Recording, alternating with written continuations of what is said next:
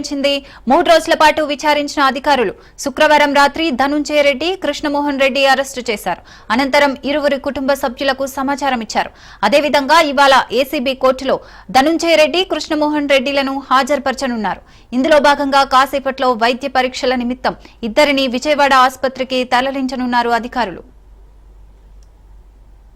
కేసులో మాజీ ఐఏఎస్ ధనుంజయ రెడ్డి గారు, ఓఎస్డీ కృష్ణమోహన్ రెడ్డి గారిని ఇద్దరిని కూడా 3 రోజుల నుంచి విచారణ పేరుతో రోజు కూడా ఇదే సిట్ ఆఫీసుకు పిలిచి రోజు విచారణ చేసేవాళ్ళు. ఈ రోజు వాళ్ళ యొక్క యాంటిసిపేటరీ బెయిల్ అప్లికేషన్ కూడా సుప్రీంకోర్టులో ఈరోజు విచారణ జరగడం, విచారణలో భాగంగా ఈరోజు విచారణ అనంతరం యాంటిసిపేటరీ బెయిల్ అప్లికేషన్ కొన్ని డైరెక్షన్స్ తో ఈరోజు డిస్మిస్ చేయడం జరిగింది. 3 రోజుల నుంచి కూడా వాళ్ళు ఇక్కడే పోలీసులలోనే ఉంటూ వాళ్ళు ఇక్కడ వాళ్ళ విచారణకు సహకరిస్తూ వస్తూ ఉన్నారు. ఇప్పుడే 7:15 సిట్ అధికారులు వాళ్ళను అరెస్ట్ చేసినట్లు నిర్ధారించడం జరిగింది.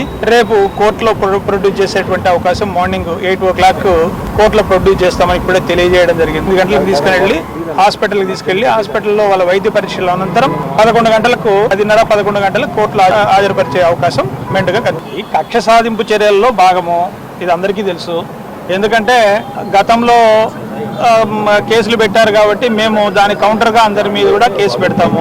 ఆ కేసుల్లో అందరినీ కూడా మేము వాళ్ళైతే ఎవరెవరి పాత్ర ఉన్నా లేకపోయినా ఆ రోజు పనిచేసినటువంటి అధికారులందరినీ కూడా, అధికారులు అనే వాళ్ళు ఎవరేం చేసినారు, ఎవరైనా కూడా ప్రభుత్వం ఆ రోజు చెప్పినటువంటి నియమ నిబంధనల ప్రకారము వాళ్ళు చెప్పినటువంటి ఇది చేసింటారు. కానీ ఐఏఎస్లను ఐపీఎస్లు దానికి బాధ్యులుగా చేసి వాళ్ళని అరెస్ట్ చేయడం అనేది ఇది మంచి పద్ధతి కాదు.